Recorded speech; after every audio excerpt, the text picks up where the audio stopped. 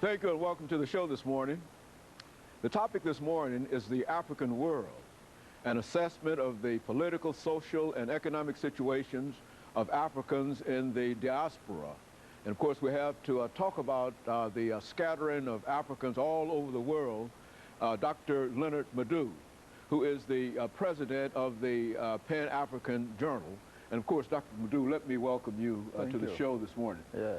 And of course, Dr. LMadu, there's nothing that we can say in terms of introducing you to our audience, because I'm sure that all of them know you by now because of the number of appearances that you've had on this particular show, and you've given us very, very good support in terms of the African situation. And I'm sure that to talk about how Africans came out of Africa and today are found all over the world is a very, very intriguing and certainly an interesting topic. And so let's start off by talking about that scattering of Africans all over this world. Well, thank you, Dr. Henny. Always a pleasure, to be on this program. And I think this is a very important and appropriate topic, given the momentous election that we are going into in a few weeks. Our prospective president, if he wins, it's likely to be African American with an African father. So it's very important, and this topic is very appropriate at this time. Most people really don't know that apart from Africa, you have millions, of blacks, Africans all over the world, scattered in different countries, For example, in Latin America, almost all the countries have black citizens, even though they deny it. In Colombia, we have about 5 million blacks in Colombia.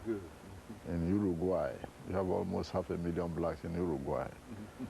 In Ecuador, the same. You have almost 500,000, 1 million blacks in Ecuador. In Peru, the same. You have a whole lot of blacks in Peru, almost 500,000, in Peru. In Argentina, Argentina has always claimed to be one of the whitest countries in Latin America because it chose to hide its black citizens. Yes, according to the World Bank recently, Argentina has almost 2 million blacks. What happens, a lot of them deny that they're either blacks or otherwise. Chile has also blacks. Brazil has about 90 million black citizens, larger than any other black population outside Nigeria in the world. Guyana, almost half of the populations are black. Suriname, Costa Rica, Nicaragua, the Blue Fields area of Nicaragua is predominantly black. El Salvador, the same. Paraguay, yes, you have blacks in Paraguay. In Bolivia, you have blacks in Bolivia. In Cuba, you have blacks in Cuba. In Dominican Republic, the same. In Haiti, of course, that's obvious. Then you talk of Jamaica, Trinidad and Tobago, Barbados, St. Kitts, Nevis. All these are predominated, by black folks in South and Central and Latin America as a whole. Mexico, the same. Most people don't know there are a whole lot of blacks in Mexico. Then go to the Middle East. A lot of blacks in Libya, in Saudi Arabia, in Egypt. Sadat, former president of Egypt, was considered black. In Mauritania, in most of the Arab countries, because of the trans-Saharan slave trade, through which almost 5 million Africans passed through.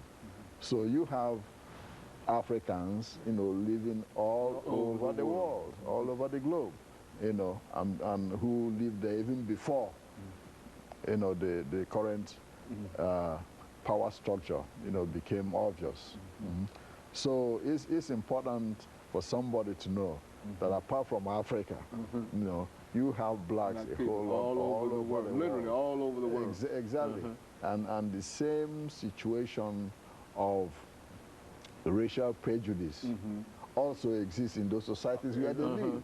You know, when we talk of racism at times, people just focus on the United States. Okay. Not understanding that, you know, there's even more insidious racism in these countries, you know, where Africans live because of lack of laws in protecting them. Okay. And of course, Dr. LMadu, we just about ended this first segment, and of course, we're going to take our first commercial break, and we're going to come back and we'll pick up right at where you are now and give that second segment. And of course, we'll be back with our audience following this very, very short commercial break.